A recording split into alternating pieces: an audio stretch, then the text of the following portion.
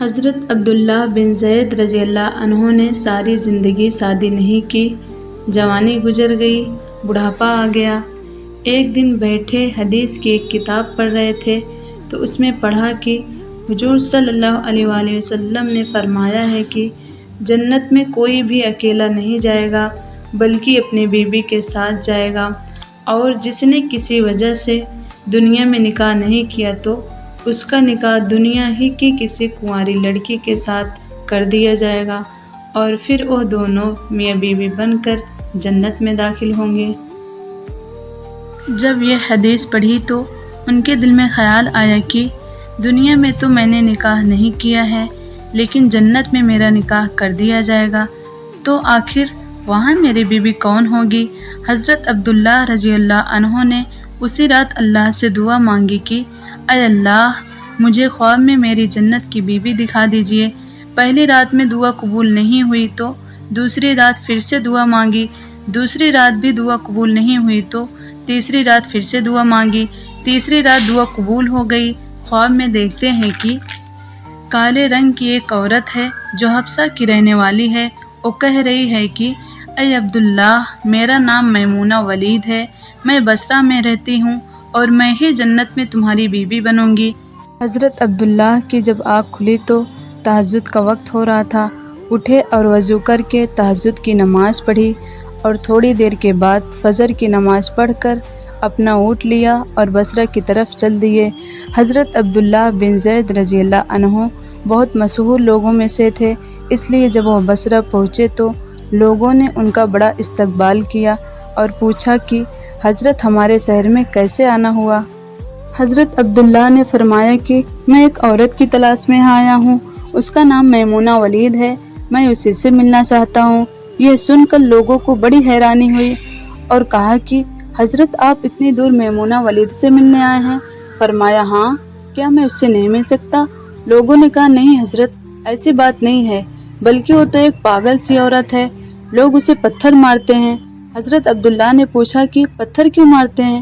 لوگوں نے بتایا کہ حضرت وہ عورت عجیب عجیب حرکتیں کرتی ہے، اگر کسی کو پریشان اور روتا دیکھے تو اس کے پاس کھڑے ہو کر ہنسنے لگتی ہے، اور اگر کسی کو ہنستا دیکھے تو اس کے پاس کھڑے ہو کر رونے لگتی ہے۔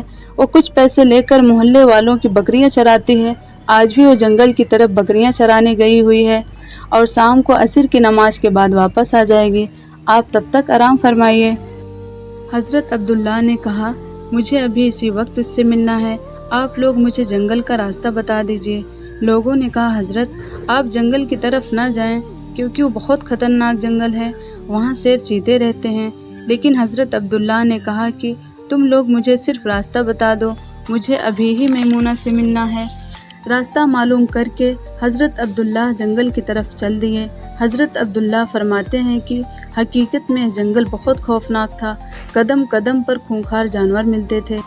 میں تو حیران تھا کہ اس عورت کی بکریوں کو ان جانوروں نے ابھی تک کھایا کیوں نہیں۔ اس جنگل میں اتنے خونخوار جانور ہیں کہ اگر وہ سب مل کر ایک ساتھ اس عورت کی بکریوں پر حملہ کر دیں تو وہ بیچاری اکیلی عورت اس گھنے جنگل میں کیا کر پائے گی؟ حضرت عبداللہ رضی اللہ عنہ فرماتے ہیں کہ جب میں اس جگہ پہنچا جہاں میمونہ ولید موجود تھی تو اس جگہ کا منظر دیکھ کر اور زیادہ حیران رہ گیا، کیونکہ میمونہ کی بکریوں کو کوئی اور ہی چرا رہا تھا۔ میمونہ خود بکریاں نہیں چرا رہی تھی، بلکہ وہ تو اس خوفناک جنگل میں مصلی بچھا کر نماز پڑھ رہی تھی۔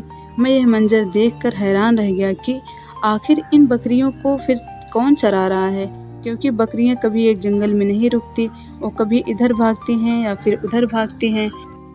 حضرت عبداللہ رضی اللہ عنہ فرماتے ہیں کہ میں نے دیکھا کہ حضرت میمونہ تو نماز پڑھ رہی ہیں اور وہاں موجود کچھ شیر چیتے ان کی بکریوں کو چرا رہے ہیں اور ان بکریوں کو ادھر ادھر بھاگنے نہیں دیتے۔